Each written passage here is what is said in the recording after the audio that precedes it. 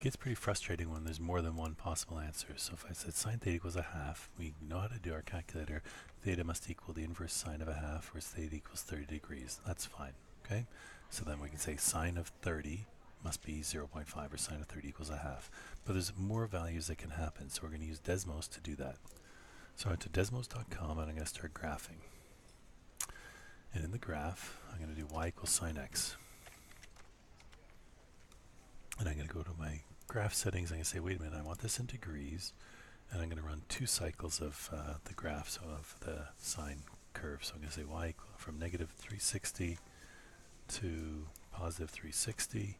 And I'm going to have the y-axis going from negative 1.5 to 1.5. And I'm going to change this step thing called 90. It just helps me see all the stuff. So it says here's 0, here's 90, 180, 360. So I can see cycle of the sine graph here, another one before the y-axis, okay? So we did say we can calculate if we said what is the inverse sine of 1/2, and we got 30 degrees. So that's definitely true. I could even do this, y equals 30, whoops, equals a half, and graph that line across, okay?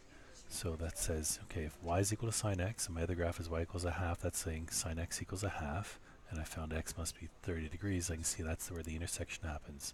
If I click on it, it actually gives me a little point when it intersects. 30 degrees happens, sine of 30 is a half, okay?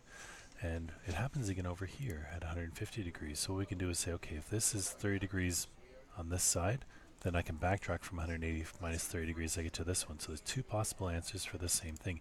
In fact, there's another answer here, and there's another answer here, and there'll be more answers further off. So any of these will work. I can double check because I can say, okay, the sine of 150 is a half, the sine of 30 is a half, the sine of, what was the other one back here? Negative 210. So sine of negative 210 is half. So there's multiple answers of the same thing. We can do the same idea if we did cos x. I can do the same kind of idea. And I can say, when does cos x equal a half? Well, I can do this as inverse cos of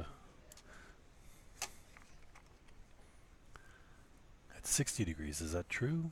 So let's go and see where they intersect. Yeah, it happens at 60 degrees, happens again at 300 degrees, happens at negative 60 degrees. So there's multiple answers for the same question, okay?